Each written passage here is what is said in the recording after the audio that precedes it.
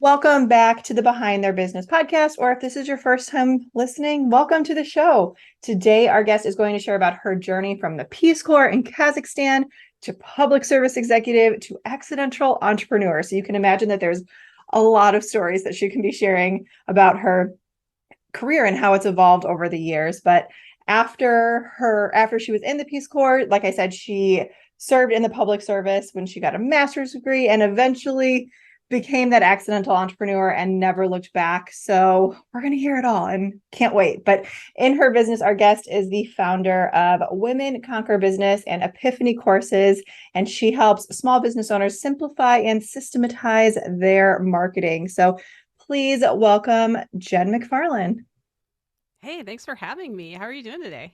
I'm doing so well, and I'm so glad for you to be here. And I can't wait for you to dive into your story. So let's just do it. Let's start with the Peace Corps. Why did you decide to join? And what stories can you share with us from that time in your life? And how did you evolve to where you're at now? I know you had the master's degree, worked in public sector. So take us on a journey. Tell us everything. I am that person that you're like, you did that too.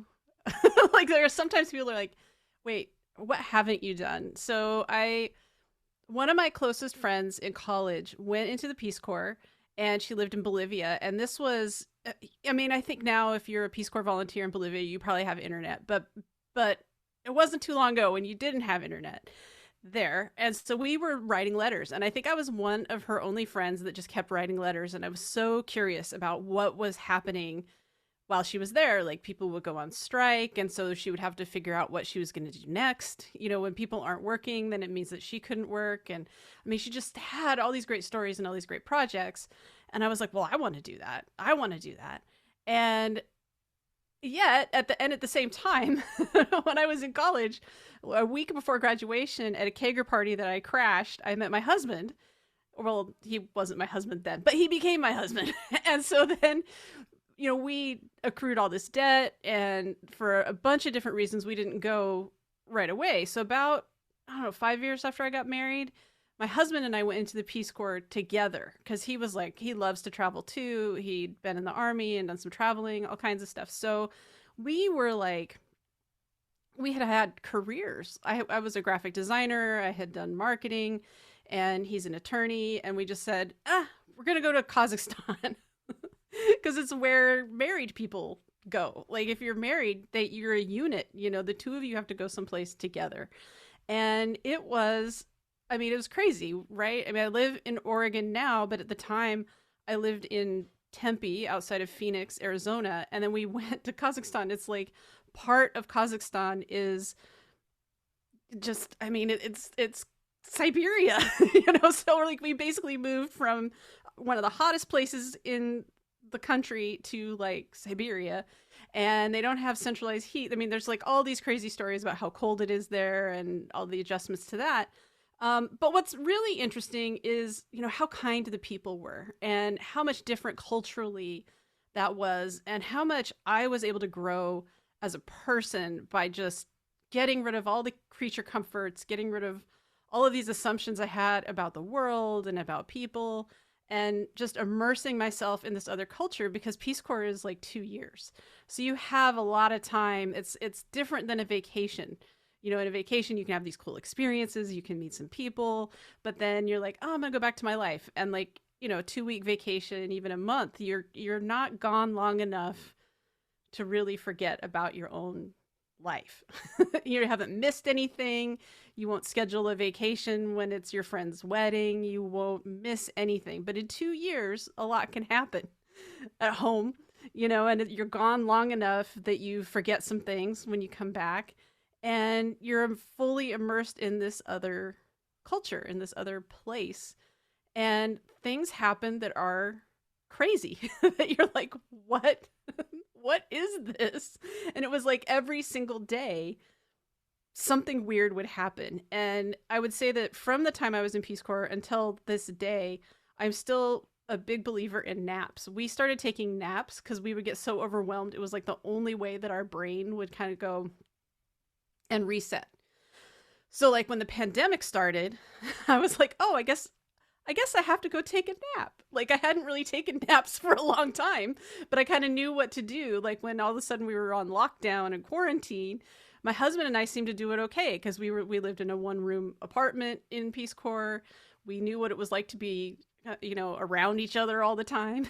And we also knew that when everything was taken away and it seems really weird, if we took a nap and woke up, then like our brain could manage it a little bit better. So it's things like that, like that when you have an experience like Peace Corps, that it helps you navigate the world maybe a little bit differently when things go sideways. And I think that even now, like when I work with people or when I worked at the city or through it all, I think I'm just a lot more grounded because I've been someplace where like I just didn't get it. Like every day I didn't know what was going to happen. I didn't know. When we moved there, we didn't know anybody except for each other. And it just kind of changes who you are fundamentally. And that's why I think everybody should travel. I think everybody should get out there and do things that are not in their comfort zone because it makes you a better person and it helps you navigate uncertainty, which is what we live in every single day. Yeah, I mean that there's a reason that quote exists. The best things happen outside of your comfort zone, or something along those lines, right? Yeah. Yeah. But I am dying to know. You said weird things happened, so I am dying to know what these weird things are, and if you can share about the work that you did over there. I don't know if there's like some confidentiality thing, if you're allowed to share about that or not. But I would love if you could just kind of give a few lines about what you guys did while you were there. Yeah. So we were teachers, I would say, and I learned that I like to teach nerds. And what that means is I like the people who are invested. And I think that's why, like, I have Epiphany courses now. Like, I teach people who are invested in what they're doing. So my husband just loved teaching. He loved doing all the lesson planning and all, and he didn't really care if the kids paid attention or not. But I don't like teaching the kids that are like, I mean, it was like, I would always joke, like, I felt like some of my students were just sitting in the back. And of course, they weren't actually smoking, but I felt like they were just sitting in the back smoking, like, whatever, lady, get out of here, and like that was hard on me. I did not like it. So I was the one who had English clubs and I'd go teach at university. I was just teaching everywhere. My husband is also a musician. And so what he did was he had this secondary project where he was in a rock band. And it was like the coolest thing ever. Like they went to like in Soviet times. So Kazakhstan is a former Soviet country. And what people don't know is in Soviet times, like every town had a factory, every town had a cultural center and like all this infrastructure. And that's part of why the Soviet Union collapsed. You can't sustain all of that. It's very expensive to have these like ornate plans in like the smallest village. Our village had like 6,000 people in it. There was no reason for like a huge theater and all this infrastructure. But the theater was still there, dilapidated or whatever. And I still have like the video and the pictures of my husband playing a rock concert in this hall, and all the kids are just like, they're just going crazy, and it's like, he got to be a rock star in Kazakhstan, and we still tell these jokes like, yeah, I'm pretty big in Kazakhstan, like, because it was just kind of fun. And we were like rock stars. That was kind of the weird thing. Like we would always kind of have this monologue going where we'd be walking through the village and it's like, well, what are the Americans doing now? I don't know. Let's follow them and find out. Cause like we were in a goldfish bowl for like 2 years where everybody was just like curious, and so they teach you in Peace Corps to just kind of, you have to be willing to roll with it. I mean, the people who left were the ones who didn't like being followed everywhere and didn't like all the questions and didn't like everybody paying attention to you. But we were like, yeah, it was interesting and weird and fun to like be this kind of, it's not even like the center of attention. It's almost like you're a sideshow because everybody's kind of like, what are they going to do now? They're so strange. It's so different, and so you kind of, it's kind of weird, this weird self-awareness, but it's also kind of cool, like in this weird way. It's strange. It was strange to come back and be like, yep, nobody cares about me now. Going back to just being Jen, Oh my gosh, I'm um cracking up. That's so funny. I'm big in Kazakhstan. You should like get that on a shirt. yeah, it's It should probably be like a bumper sticker on my car. Kazakhstan, Yeah. So probably the weirdest thing, I think that probably when I was saying, yeah, I'd like to be on the show, like the weirdest thing that I think I was thinking of is how I met my best friend, host country national, so like somebody from Kazakhstan, how I met her would probably be considered kidnapping in the United States. So we lived, like I said, we lived in this village, and and we would walk, like, I don't know, it was a long way. I want to say we walked almost 3 miles to school every day. Like, we were living with a host family, and we would walk 3 miles each way to, like, I know I sound like, and it was uphill every way, and the snow and the rain. In the snow. It really it really was 3 miles. And there was this one day where my husband was up ahead of me, and I had to stay at the school to do something, and he was already home, and I didn't have the phone number. We didn't have cell phones. We didn't have computers, like, because that just wasn't an option, right? And I'm walking along by myself, and it didn't happen that long. This was like right after we had gotten into Kazakhstan, So like, I'm sure, like, as much as we stuck out, like, we stuck out even more. And I'm walking along with my backpack. Nobody has a backpack. I'm walking along, bah, bah, bah, and this lady's like, Jennifer. And I'm like, what? Like, hello? And she's like, come here. She's like waving at me, like, come here, come here, come here, come here. And I was like, what am I doing? And I just like, so she like basically like coaxes me into her home from the street. Like, it's kind of like all these alarm bells in my head are going, what are you doing? Don't do this. You don't know this lady. And yet here I am. And she's like, I understood enough to know that what she was trying to say is that some relative spoke English, but like, I didn't have enough Russian skills yet to realize that like that person wasn't at the house. Like, we were going to have to wait. So like, basically I go and I'm sitting in this person's kitchen, and this person starts like cooking and cooking and cooking, and like grabs her phone and says all this kind of stuff in Russian and that I don't understand. And it turned out that her niece spoke English, and it was kind of like, I got the American in my kitchen. You got to get over here. Get Rayhan over here, And so I'm sure that she was like, she had to get dressed and had to get makeup and, and then had to like race across town to like come see me. And so this really shy Kurdish woman is like sitting across the table from me, and I'm like, hello? And she's like, hello. And just stares at me. And then her aunt comes and brings all of this food. And we just sat there and we ate, and we didn't really say much because I think I was kind of like, I don't know what I'm doing here. And the girl is like, oh my God, it's the American, and like, so we're just like hanging out, and it went on. I mean, this was like hours, right? And then like, I'm walking home afterwards, and it was fun. It was great. It was bizarre. And I get home, and like, everybody thought they lost the American at the house. Like, so my husband's like, where were you? And I was like, I got kind of kidnapped, like, and I was in somebody's house, and I don't know. I didn't have the phone number for here. I couldn't call, and all of a sudden, Mama, we still call her Mama Demira, like, comes out, and she's like yelling at me. I'm like, I have no idea what she's saying. I'm looking at my husband. He's like, well, she's been very worried. We've all been waiting, And I was like, well, I didn't have the phone number, and so I'm like looking in my Russian dictionary, kind of piecing together, like, I couldn't call, and then, but I think they were just scared, So that is how I met my best friend, like, who I then hung out with a lot for 2 years. But like, can you imagine, like, in America, like somebody being like, hey, lady, come here.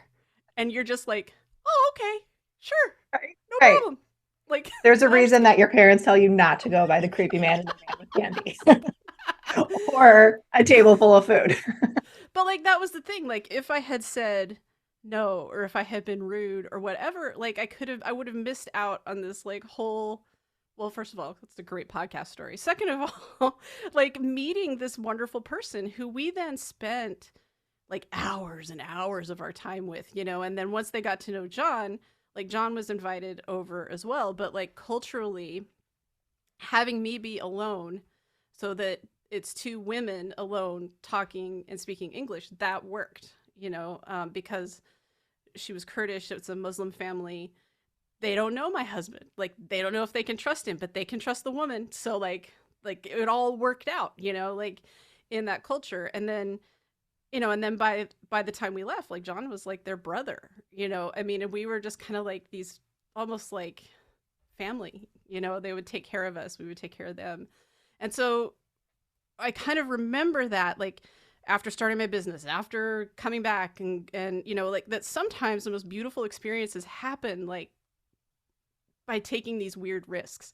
Those times when we think like, what am I doing? Like, or you think I should really say no, but like you have that little spidey sense that says, well, but what if I didn't?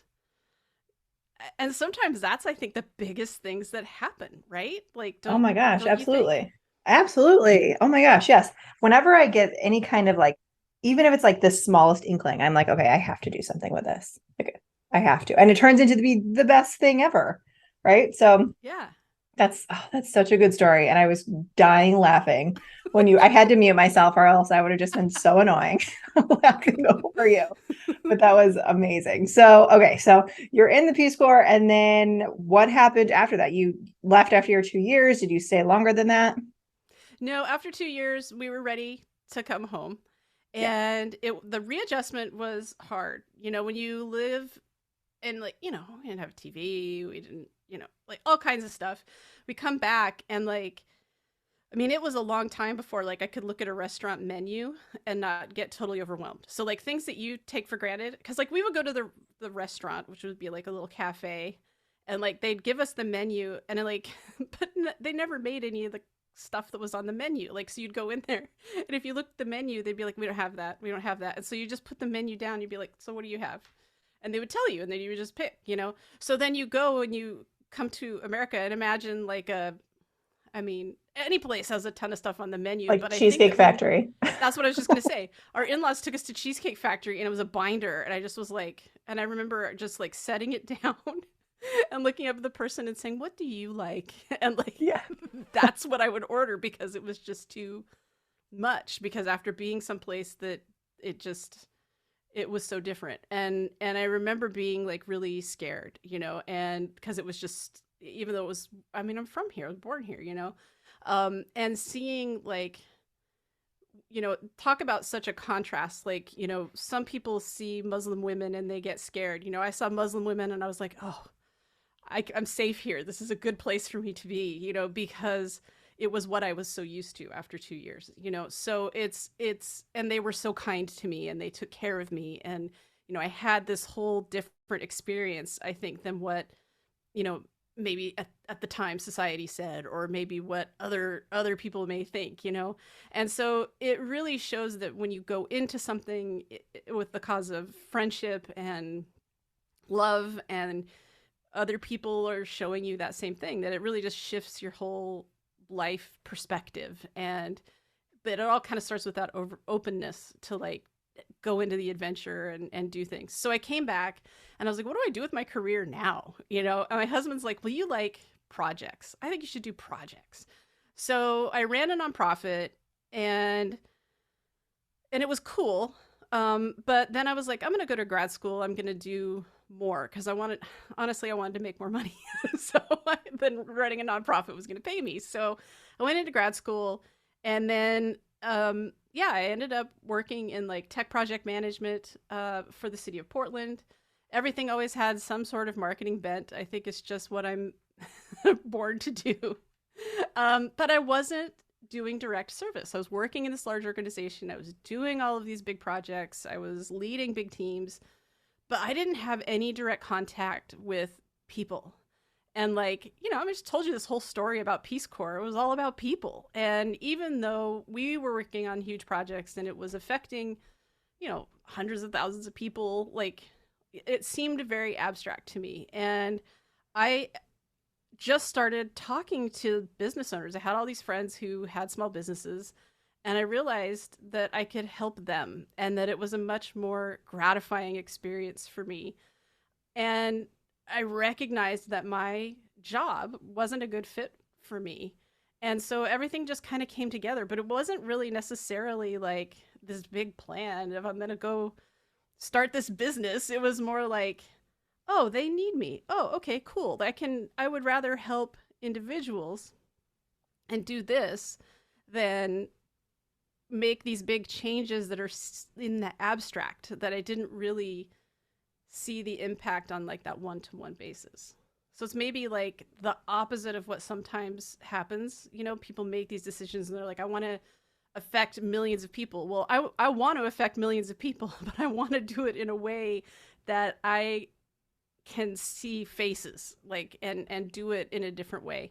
And that's very much what I've done since. But yeah, I mean, I fell into it accidentally. And I think part of it is just paying attention to what's out there.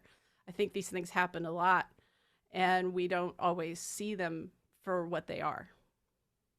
Yeah, I love it. When people tell me that they're an accidental entrepreneur, those are my favorite stories because it's like this is clearly the route that you were supposed to go down, right? Like you didn't have another option. It just kind of happened, right? Right. It just fell into place. Now I know that you also started a second business on top of this too, right? So you had this first business that you were doing, and then you just were like, hey, let's start a second business. Hey, This is let's going go to to be really Crazy easy. Town. Right, exactly. So What happened? what happened? Yeah, like you're running your first business. Things are going well, and then at what point were you like, just start another one? Why not? So a lot of that came out of the pandemic. So when I started my podcast, the Women Conquer Business show, and it still is very much a how-to podcast, and it always has been. But when I first started the show, I was approached by a company that said, "Can we repurpose some of these episodes and use them as lessons on our other platform?" And I was like, "Okay, sure." And they're like, "And we'll pay you." And I was like, I've never heard of you, whatever. Okay. And then so I took a bunch of episodes, made the edits that they wanted, and sent them. Kind of forgot about it. And then they're like, "Well, where do we send the check?" And I was like, "What else would you like?" Like, and then so I just started like making all of these lessons, and the amount of money became enough, you know, and it wasn't always podcast episodes. Some were just topics that I wanted to cover, that I started to think, well, why am I not selling these lessons myself?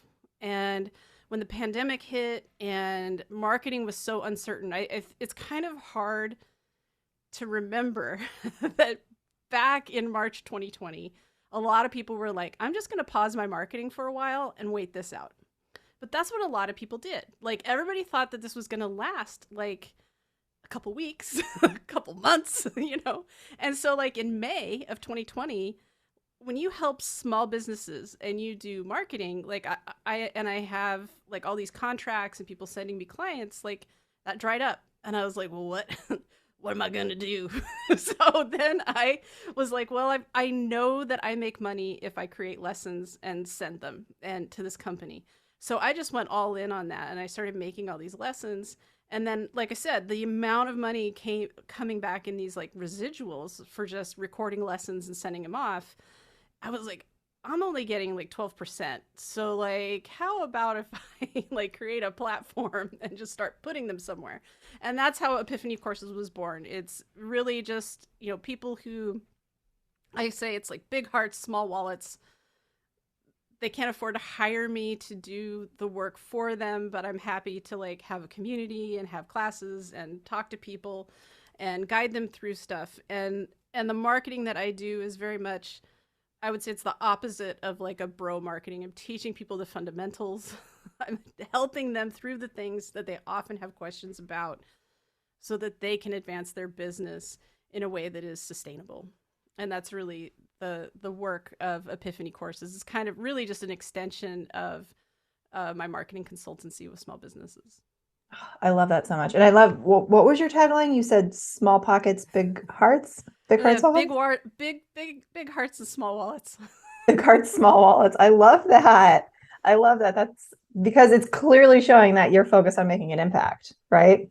Yeah, I Which mean, I love. and I like to help people so that I want them to like go to the big firms. I want them to grow. Like it's not like for me, it's like I want them to learn stuff so that they don't get in with a marketer that doesn't have their best intentions at heart. You Mhm. know what I mean? Like that's really Yeah. what my intention is like I want you to learn, and then if you grow beyond me, cool. Like I don't have like any of that craziness about it. Like there are tons of people out there. I just want you to avoid the people that are just going to take your money and leave you without a business because Mhm. And people unfortunately, there are don't. too many of those There people are out there. too many of them. Yes. Hmm. Yep, absolutely. So what types of people do you work with in Epiphany course? Is it small business owners? Is it people who are working in other companies who are like running marketing departments or working in marketing departments? I mean, certainly people with marketing teams could come and take classes. They are general enough for that, but it's really service-based businesses, not people who have inventory and products in general. And I mean, probably because it's an extension of Women Conquer Business, it tends to be more coaches, consultants, service-based businesses that are growing. But yeah, I mean, a lot of the courses over there are just like I said, fundamentals. So they really apply to anybody who's starting a business. If you have a question about something, and all of the classes are really short, because one of the complaints I have is like, why would I take a 16-hour course and then get to the end and be like, I don't even want to do this. This is dumb. This isn't going to fit me. And so all the courses are like an hour or less. A lot of things are like 20 minutes.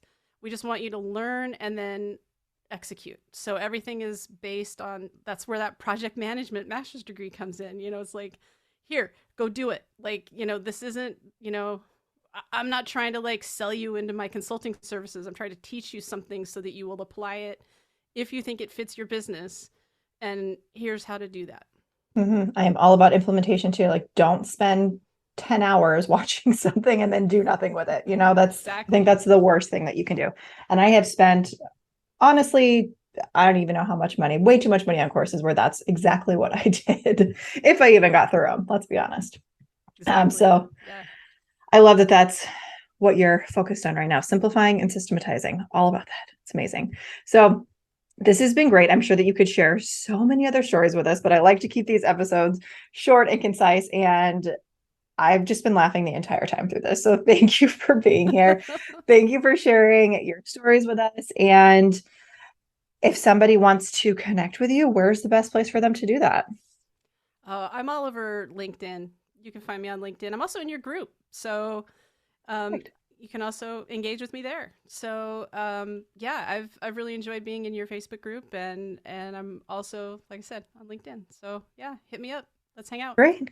Thank you. The group she's talking about is the Confident CEO community. So we'll link to that below. And yeah, definitely reach out to Jen. I'm sure that she has many more hilarious stories that she would be happy to share with you. Sure. And go check out her podcast and her course platform as well. So again, thank you. Thank you so much for being here, Jen. Thank you for having me.